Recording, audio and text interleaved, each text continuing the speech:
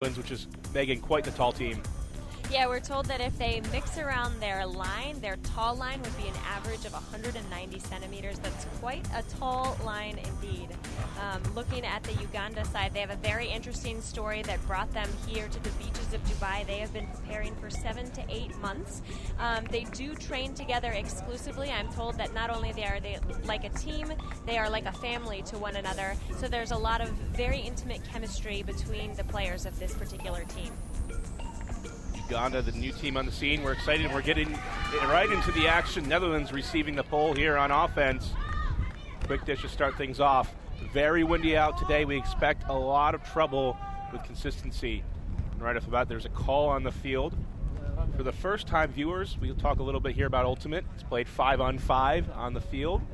Teams score by advancing the disc, moving it bit by bit. They have 10 seconds to throw the disc. They cannot move while doing that. And also, Megan, we get to the spirit of the game. Right now we're having discussion on the field. Yeah, and you'll notice how civil it is. They're just trying to find out exactly what happened, where the disc is supposed to return based on where it was when the contact occurred. No referees here. Campbell looks upfield. Campbell gets it back. Johnson. Just for an option back. Netherlands playing very steady. Ugandans coming out. We see on the mark there Alex Evangelides, an American, helping out the Ugandan team. Netherlands going deep. Got to get in position. There's going to be a call on the field here. Perhaps a little bit of a push off from behind. Yeah, one of the reoccurring conversations we're of course going to have this game is the height discrepancy. When there is a play like that, the disc goes up and there are two players waiting side by side to go for the disc, height is going to win that matchup very easily. However, if number 7 for Uganda, Kantuba Umar, was indeed pushed, then the disc should go back. In this case, it will go back after the discussion. Van de Kloor was there for the Netherlands.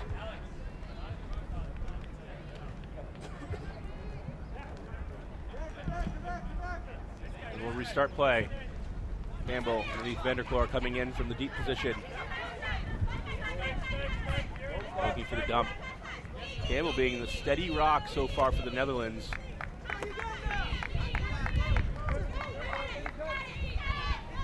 Looking to the end zone. And a turnover for the Netherlands. Connection a little bit missed. We have another call. Actually, no, we don't. Evangelides just getting his team ready. Yeah, that disc from the Netherlands needed just a little more spin to keep the air time. Now, Evangelides making sure that his team is prepared for the play they're about to run. Umar and Evangelides doing a quick give and go. Displaying the lefty backhand, gets it back to Umar. Netherlands having a hard time stopping the movement. Umar, Evangelides, Joseph. Big layout. Van de Kloor can't get there for the Netherlands. Foul called. Campbell running through between the players.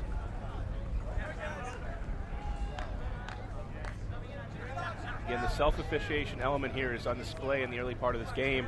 Can be difficult too when you know, not everybody speaks the common language. This tournament calls usually coming in English. Take some time, they'll have a discussion. Right now they're actually discussing what the count should come in on depending on the outcome of the play. Foul call will influence what we call the stall count. They have 10 seconds to throw, and it's called out, those 10 seconds is actually called out by the player, defender on the disc. Evangelides being very active here for the Ugandans. The end zone, they strike first, go up 1-0. Uganda playing very tentative that first point, but very intelligently. You notice that anytime someone got the disc, they took a quick survey of the field and then looked over once again to make sure they didn't make a risky or a rushed throw. That's right, and it was anchored by Alex Evangelides there, player for now Revolver, back in the club scene, played for Carleton College in the U.S. Very valuable and very steady.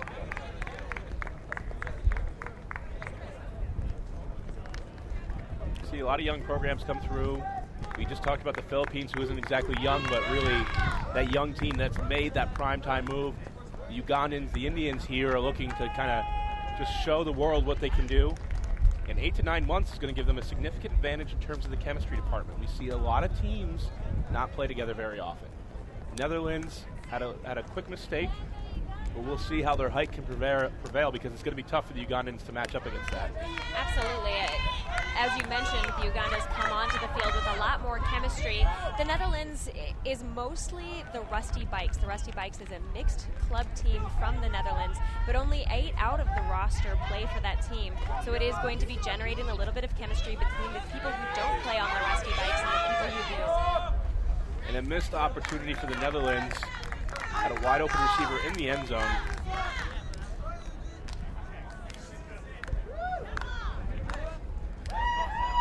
Uganda will take it from the end line.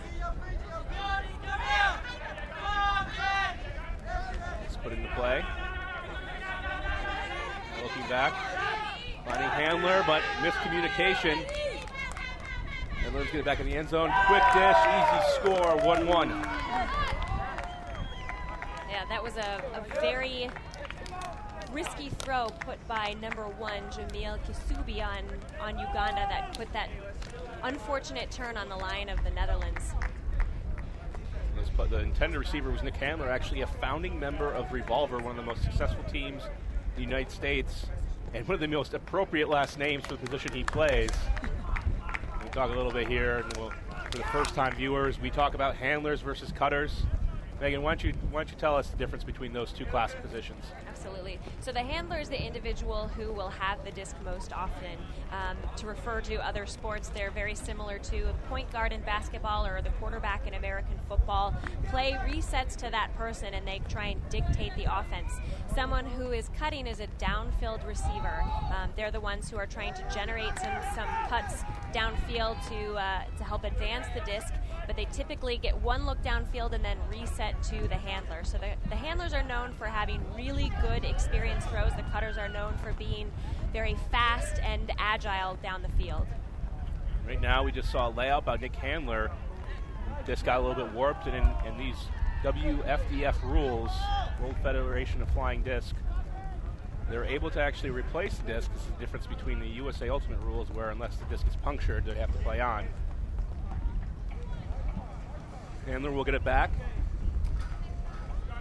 Great pressure so far from the Netherlands, getting down quickly on the pole. A little bit of poaching from the Netherlands. Subi downfield.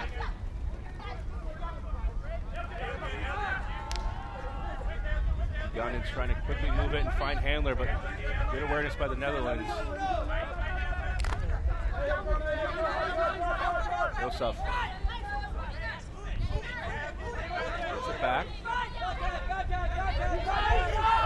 Now looking for a handler. Looking for the handler. Nick gets it. Nick with the flip for the score. Ugandans go up 2-1.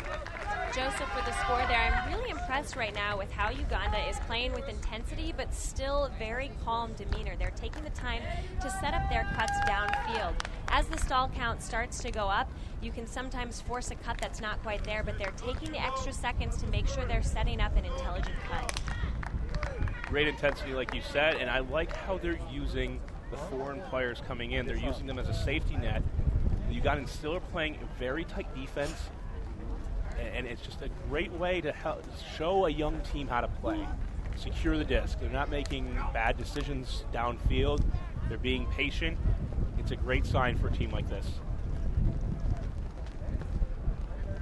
This is our second game of the day.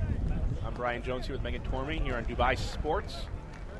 Commentators from Sky Magazine, bringing you Ultimate for the first time here in Dubai as we see a wide shot. Just a beautiful beach. A little bit windy today will affect the game. We're in the mixed division, so co-ed. So we have both men and women playing in this. We'll also have games from the women's division later on. Pole goes up, and Netherlands will take it. As the pole goes out of bounds, we'll take it in the middle of the field.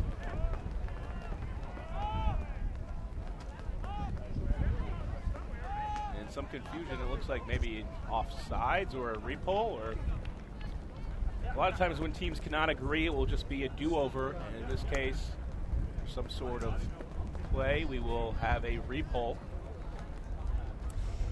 Again, because there are no observers in the World Federation of Flying Disc games, sometimes it can be hard to tell exactly what game is, or exactly what call has gone on.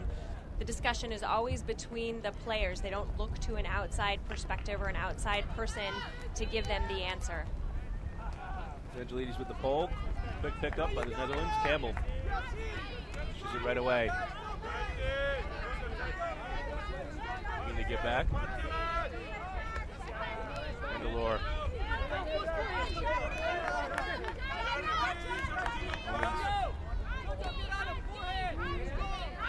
Mandalore. Campbell.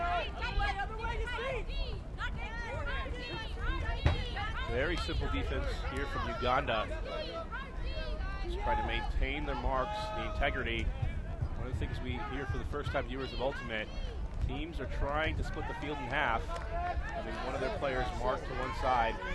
Netherlands, too high.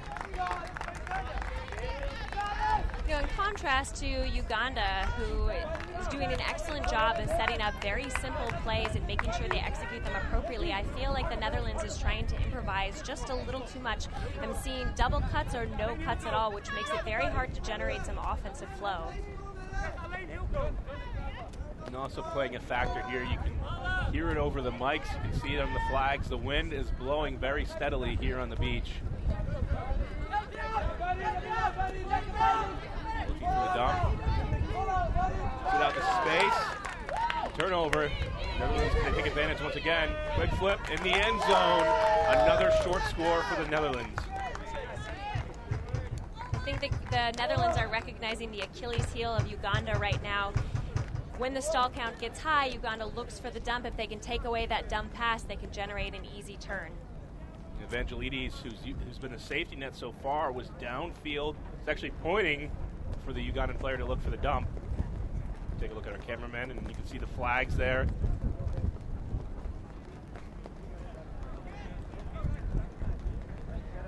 You look at the score once again. Netherlands tied at 2, and they're really fortunate to be in this position, Megan. It's been some unfortunate, unforced errors. The Ugandans have looked good, but the Netherlands are still tied at 2, and they can start to fix things and put it together.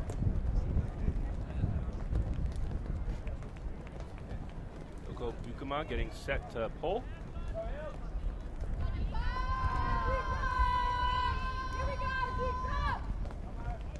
That pull will go out of bounds. As a result, Uganda will take it middle of the field. It's called the brick mark. Advance it a certain amount of yards. And it looks like the Netherlands are showing a zone. Instead of playing person-to-person defense, they have 3 people and just 2 back, forcing the Ugandans to throw it over the top. Again, recognizing that is the Achilles heel of Uganda right now. If they can't get the disc downfield, they have to rely on one another. And if they can just take away that easy dump throw, case in point, they'll make an easy turn and conveniently close to their own end zone. Netherlands going for their 3rd short score in a row. For an opportunity. Forced dump. Wide open. But a hand block gets it back to Uganda. Kasubi is one of the tallest players on Uganda. He's the one who just got that hand block. I'm sure his long reach had something to do with that hand block. There's the foul call downfield. Some discussion.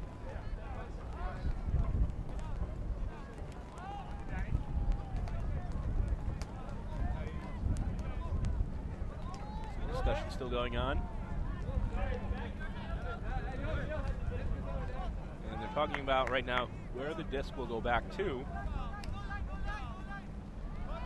Kasubi will take it on the sideline.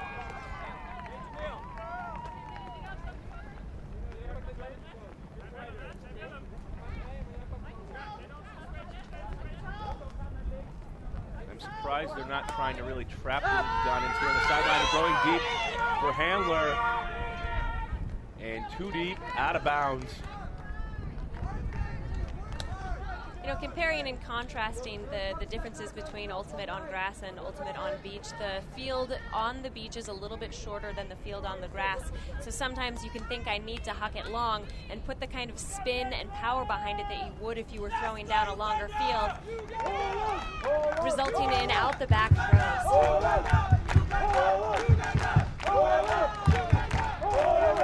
Duesberg picking it up. The older and wiser brother of Eric Duesberg, known as the Kraken. Plays for Seattle Sockeye and also played in the AUDL, or actually rather the MLU in Seattle. Duesberg going deep as a player, has position. Netherlands reel it in. Lufkins pops up, Yukuma runs it down. The end zone, out in front, great bid for the score. Van Kouwberg with that great layout grab. Take a look here. But kudos to Lufkins for being downfield in good positioning on the previous huck. She's one of the least experienced players on the team, but is an incredibly athletic individual. As such, she has learned her roles and knows her place to the best of her abilities, and she fights very hard to be a powerful impact player that way. Impressive throw going into the wind for the Netherlands. And they come on top, 3-2.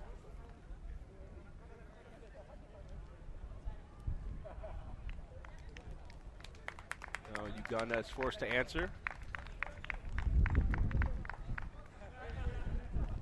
One of the best things here about this tournament is just different jerseys we get to see. You see people wearing outrageous hats, and just the ultimate culture is definitely one about fashion. More zone defense from the Netherlands. They'll work it back and forth.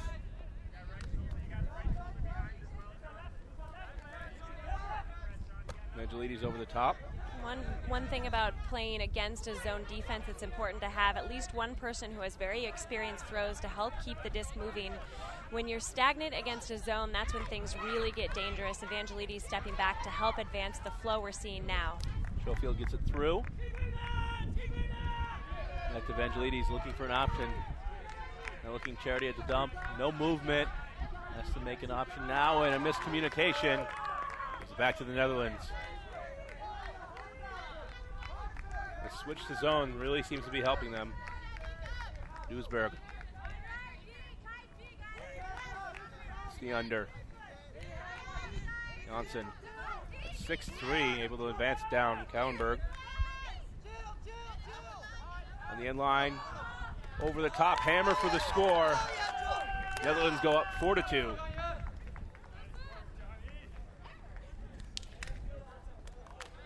Let's take a look at the replay. Hammer, known as an upside down throw.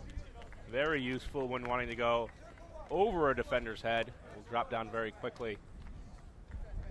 Those upside down throws can be a little bit tricky, a little bit risky in wind like this. It can start to do unexpected things. Van Volken put just enough spin on it so that it placed precisely in the hands of the Netherlands and not near the Ugandan defenders.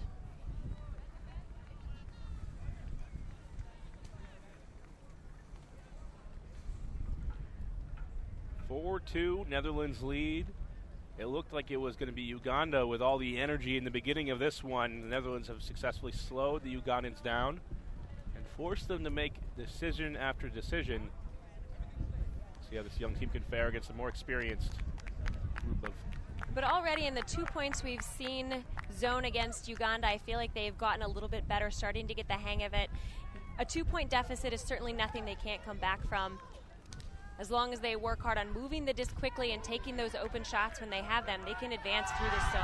Looking deep for Schofield. Trying to run it down. Can't get there. Joseph moving as speedily as possible to get to that disc. The one benefit to hucking out of the zone, they got the disc out of the end zone of the Netherlands and put it all the way to the opposite side of the field. So even though they weren't able to score on that particular throw, now Netherlands has to work it down the entire length of the field to have the opportunity to score. We'll see if the Netherlands can do just that. Ukuma going deep, wide open in the end zone. Can he get there in time? Hanging. Caught for the score. Netherlands goes up 5-2. Lufkins again proving that even lacking experience, she does in fact know how to be a very viable downfield option. I think that's probably the last time Uganda will let that individual, Lufkins, get so far deep so quickly. Just had to wait for the throw to come in as the Netherlands are throwing against the wind.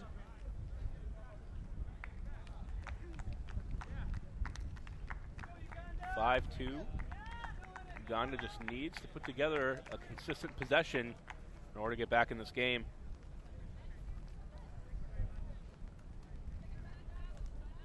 Again, we take a look at Dubai, just one of the most fantastic cities we've had the pleasure to go visit. Just incredible architecture here, incredible weather. You're at Beach Worlds 2015. Pole from the Netherlands, Bukema.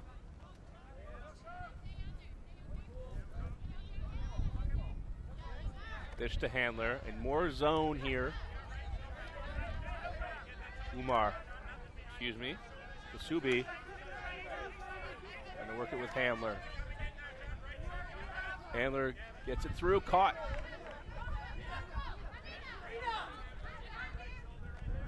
Now looking back, Kasubi dishes.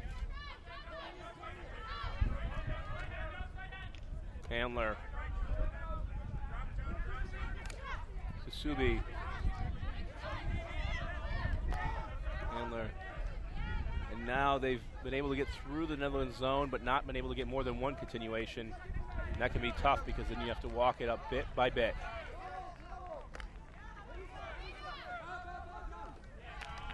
And a turnover just thrown right to the Netherlands defender, intended to go over the top.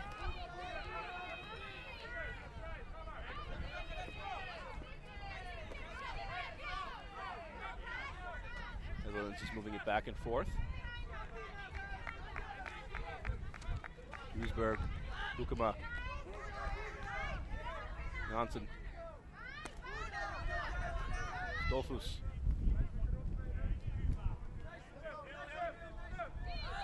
The end zone wide open. Janssen reels it in.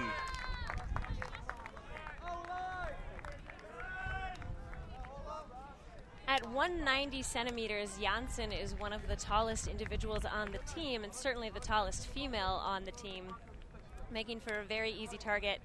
You know, that zone has really pulled Uganda out of their comfort zone, which is setting up the plays and executing with intensity, but very, very carefully.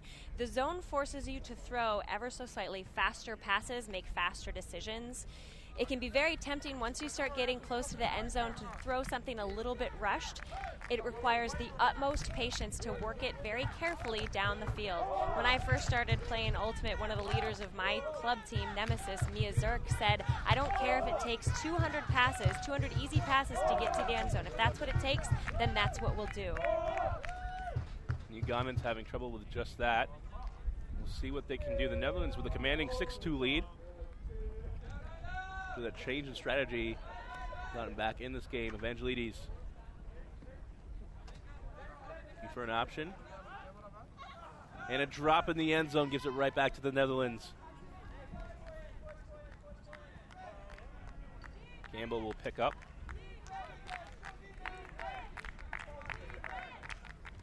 Quick dish for the score, 7-2. That will be half. Netherlands will take it with ease. And we'll take a quick break here on Dubai Sports. We'll be right back. Megan Tormey, I'm Brian Jones. Back in a few minutes.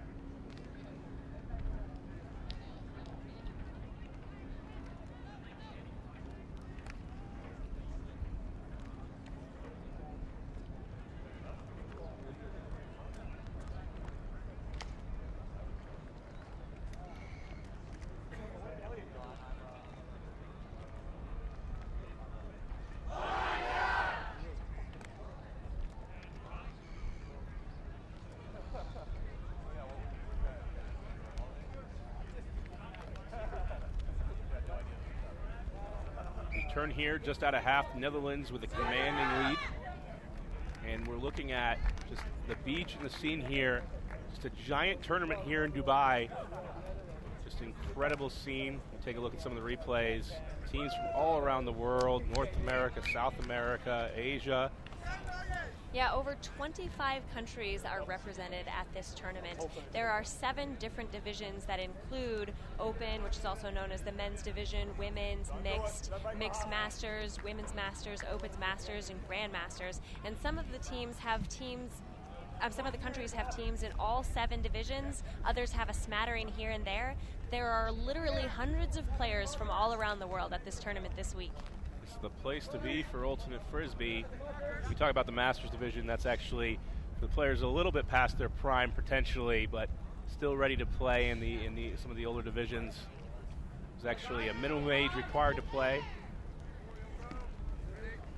And that's why we see so many teams out here as Uganda trying to get back in shape. Looking deep right away. Open. What a throw. Can she get there?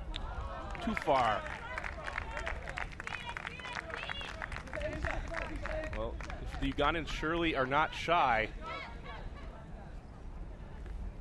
Look at great looking throw, just outstretched. Netherlands will be able to get it back.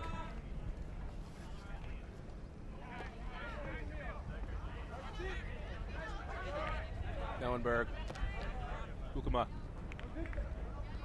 This one floating and out of bounds, back to Uganda. Subi to pick up, handler back. Netherlands coming out with a flat mark. You can see here they're not pressuring, they're giving everything back. The flip to Subi, the handler. Swing around. Handler going to the end zone, out in front, and he'll run it in with ease. Beautiful foresight from Kasubi on that one. He had a split second to make that decision. He saw Nick Handler going past, had to make sure that the path was clear, no potential Netherlands defenders, especially with the wingspan that those individuals have. Straight, perfect shot to Nick Handler for that score. Doesn't get much easier than that for the receiver. 7-3 now. Netherlands still with the lead. This is a game to 13. We play to a point total, but it is a 45-minute round in order to keep games moving here today. Take a look at Handler on the sideline, relaxing in the shade. It's not too hot out today. It's supposed to be, 91 Fahrenheit tomorrow? 91 Fahrenheit, which is about 33 degrees Celsius tomorrow. We see a little one on the trip. She's making sure that she's in the shade playing with, I think, what's an iPad. With all this great ultimate in front of her, still playing on the iPad. Angelides set the pole for Uganda. Opts for the blade. Big pickup. Those often seeing the field for the first time in a while. Campbell. It's underneath.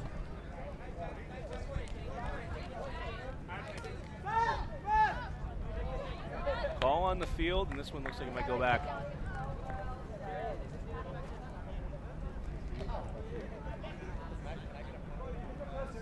Some more discussion going on.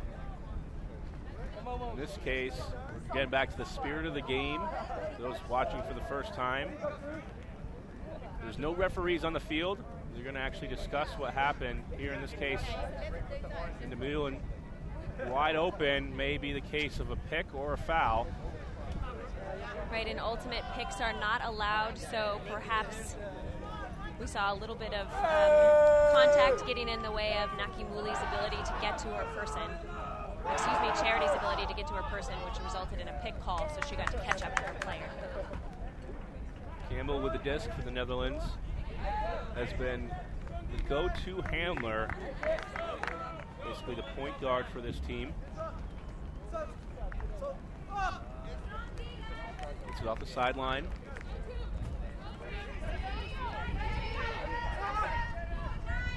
for an option. Uganda comes up with the block. Angelides.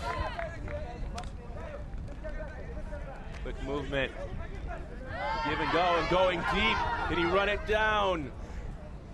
When you have an individual as fast as Uma on your team, it can be very tempting to just try and huck it out there fast and hope that he runs down there and gets it. He closed that gap incredibly well. It's still going to take just a little more precision to get it a little bit closer to him. He's fast enough. He'll give it his all, but he needs to be just a little more touch on that frisbee, and he would have had it. Looked like he was running in grass with how fast he was moving. Very hard to hit. Yeah, very hard to move in sand. Campbell up the line. Vanderclor going deep, and Evangelides catches up, gets the D for Vanderclor. It's really tough when effort like Evangelides is not rewarded with the D, but it's fun to see when effort like Evangelides is matched by Andy Vanderkluts. One layout right after the other, one for a potential D, one for a fantastic score. He's rewarded with a face full of sand, but it tastes better when you get the disc first. Yeah, that's a great point. Laying out in sand is much easier on the body than laying out in grass, but of course that kicks up quite a bit of sand in your face, which is something you have to deal with for hours after the fact. Yeah, I've got sand in my shoes every day, but it's still better than sand in the face or the mouth. Or sunburned feet. We're lucky we're here in the shade. Everybody else is in the bright sun. But no humidity here, so really it's just perfect weather.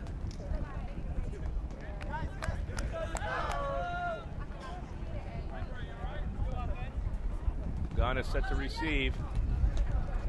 Down 8-3. Subi will pick up. For a variety of options, he's going to have to do something. We'll get it off. Ferguson. Looks like there might have been a pick called on the play. They're discussing it. A lot of players in one space, I would imagine that's what happened. So again, when teams can't come to an agreement on exactly what happened, the disc can go back, or if they determine that yes, there was a pick, then the disc should go back as opposed to Nick Handler. We have an injury on the field, and they're allowed to substitute. See Charity come on. Play resumes. Subi finds Charity. And it looks like there's a call. This one's going to stop. They haven't realized it yet. Looks like there may be a stall or a foul of some sort. And they'll continue discussions.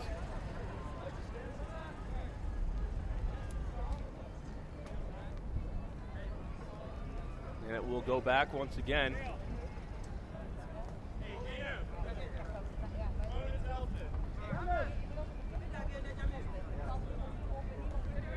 Subi stuck on the sideline.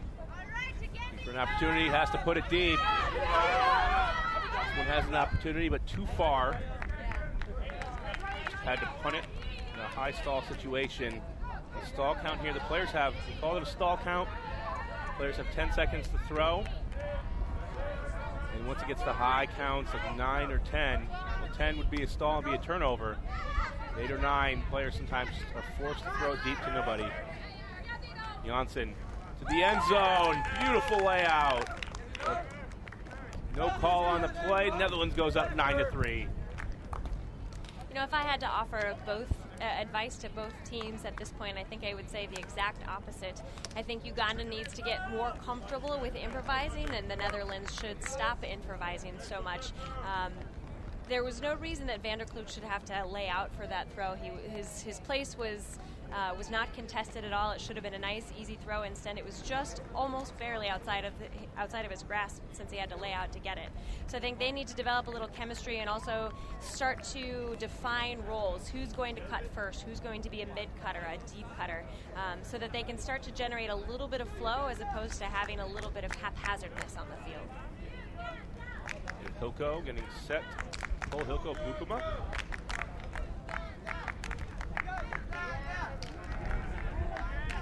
And the wind will shorten this one up to Nick Handler.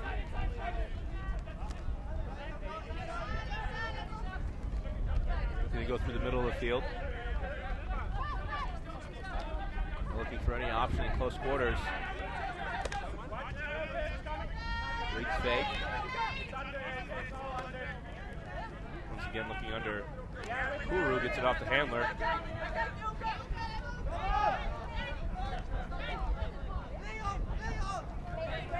Handler. Quick flip. Not caught. Turnover, back to the Netherlands. That's the first double cut I've seen from Uganda so far. A double cut is where two people are running into the same space at the same time, can generate a lot of traffic, which can result in the kind of play we see right now, which is no one catches the disc or too much contact, and that affects the way that the outcome of the play. There's a foul call, and there's now a discussion. I think we saw some contact potentially beforehand. One is going to go back as a result of not being able to decide. Tuvu.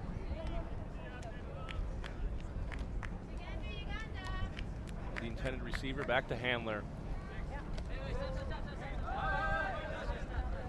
And not quite yet. Not everybody signaled readiness. As a result, we're going to come back to original positions.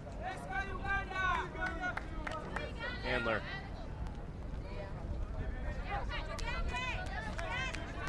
The ground to make the catch. Now looking back for handler.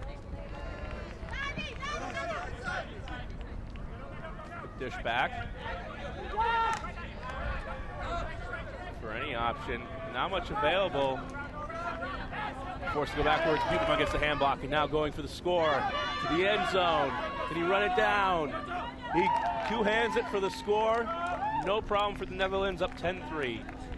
Habimana, one of the few individuals on Uganda who would be a good size match for the Netherlands. Tries to gain position, but isn't quite able to get in front and catch that disc.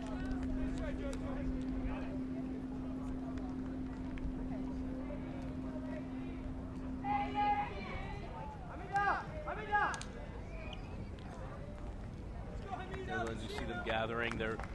They always get everybody in the line to know what's going on, and you see a lot of support from the sideline. That's pretty critical and ultimate to have people communicating with each other what's going on. There's not many teams here with coaches. It's becoming more prevalent in the United States, more prevalent in the international scene. Still, Netherlands without a coach. Ugandans as well.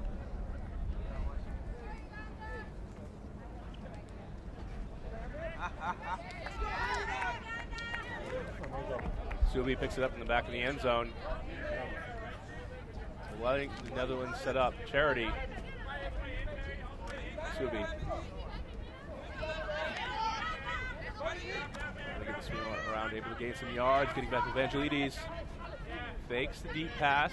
Didn't want to take the risk. Subi through the cup. A lot of confidence here from the Ugandans.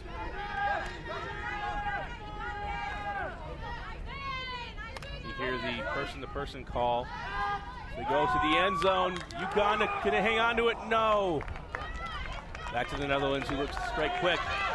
Going deep.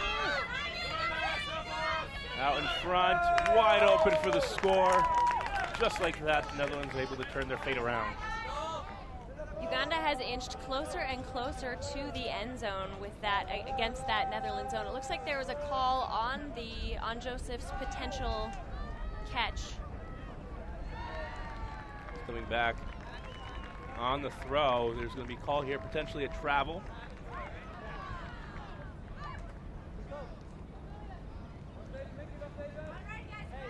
Still discussion going on at the throw.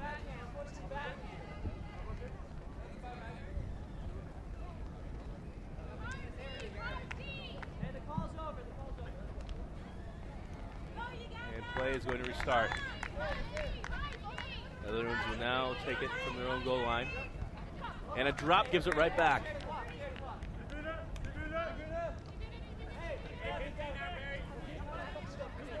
Subi picks it up. Looking for the inside. Netherlands looking to stay in a miniature zone. Big flip. Charity. Charity to the end zone for the score. Uganda gets on the board in the second half. Joseph was very crucial in the success of the zone offense at that point. He was able to make himself a viable option in the middle of the cup the entire time, and then fought very, very hard to make that horizontal cut up in the front of the end zone for that score. A lot of energy left in the Ugandans. Really important for a young team like this. You can come in, you're down 10-3. It doesn't look good necessarily to win the game, but it's important to keep fighting. They've done so in the second half.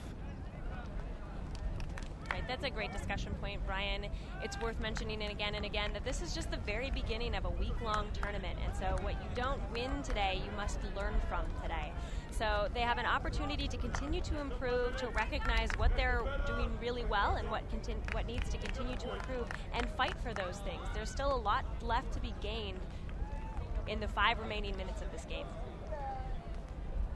And they have the players around them to help them learn too, and Nick Handler and Alex Evangelides, very experienced players. They're going to help them adjust as we go.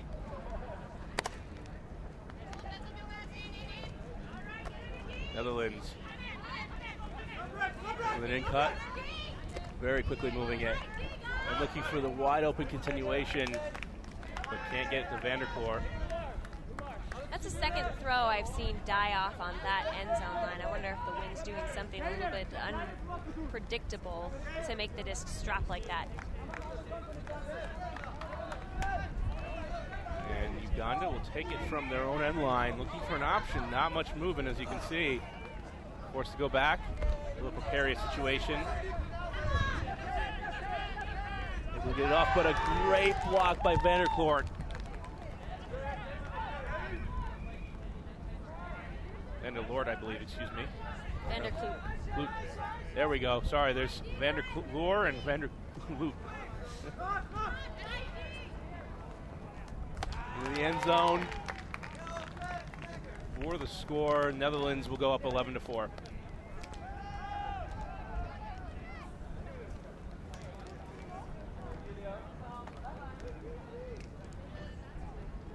Baus, the receiver of that goal, one of the 8 individuals on this team who plays on the rusty bikes. The things they need to improve and work on, it's still worth mentioning that they do have quite a bit of chemistry, quite a bit of experience together. As evidenced by a few plays like this, it's nice when you know your thrower, you can make a quick cut. I know my person will throw this. I know that so-and-so likes to do this. Baus definitely running with that kind of confidence. Getting close here to a cap situation. 43 minutes in, Netherlands up 11-4. It was 2-2 at one point, and the Netherlands have just stormed away. A look of zone defense that has stymied the Ugandans. Subi. Yosef. They'll move it back and forth, looking for options. Very flat zone, which has been a great strategy here for the Netherlands. They're able to get through the charity. And another block. Cabarro. Duisburg goes to the end zone. Wide open. As we talked about that, Netherlands needed to improvise less here and just focus on hitting the open throws. I think when you become a little more experienced at Ultimate, it can be kind of tempting to just put something up that you know potentially has the opportunity to be caught, as opposed to taking that extra second, pausing, thinking, what's a more veteran move to make at this point? It might not be the immediate score, it might not be the flashy throw, but it is a little more effective. Subi.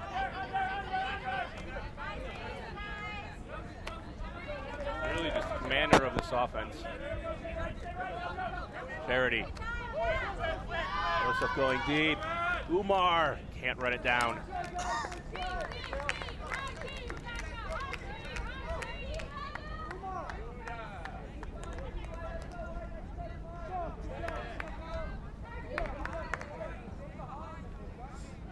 Duisburg walks to pick up the disc. Netherlands in not much of a hurry here. They pretty much secured this win. Cabarro. Ukuma. Tries for the high release. Intended. little bit of a miscommunication there, or just a bad throw by Bukuma. Back to Uganda. The line. Umar. Subi. Joseph. Looking for Kasubi. Defender on his back. Quick flip. Uganda puts it in for 11-5. Call on the play.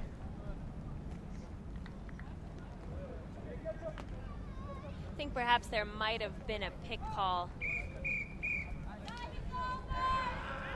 It looked like perhaps Joseph ran very, very close. Very close to Kisubi's defender to make that cut. Kisubi flips it off the line. Inside break, Uganda puts one more on the board, and that may be the last point. No, it looks like we're going to play at least one more. We're past cap situation. Uganda running around the field with their flag. As we take a look at the replay. There we go. Right through the Netherlands. In a more serious game that could be seen as an affront, but I think everybody's going to enjoy that here. Yeah, a lot of smiles on the faces of the Netherlands. I don't think they minded that much.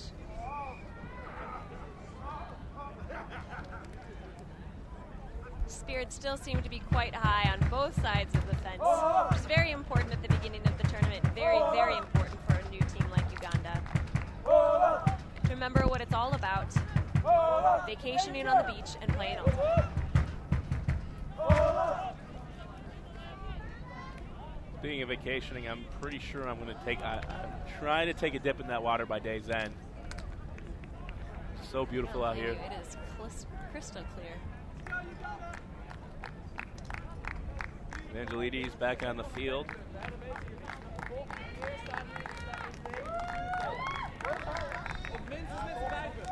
Puts one deep for Netherlands to field. Going deep. Caught for the final point of the game. The Netherlands take it. 12-5 they win. And the court made some exciting plays and finishes this one off. One-handed grab. He gets a thumb on it. That's all he needs.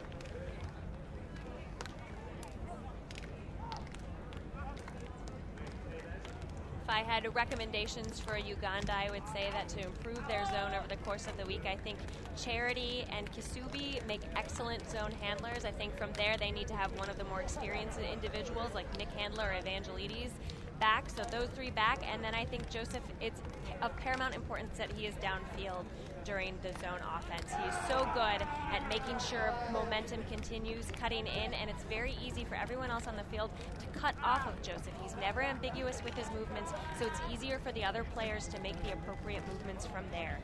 Also, I think they need to talk about how it takes a lot of throws to work the disc down the field in zone. They did a great job of moving it down to half field almost every time, and then there were the ill-advised throws, so they need to talk about continuing it down the field in that patient fashion. Good start here for the Netherlands as they take the win, and as you said, for Uganda, some adjustments need to be made. We have another game coming right up next. We'll take a short break and be right back here in Dubai Sports. For Megan Tormey, I'm Brian Jones. Thanks for tuning in.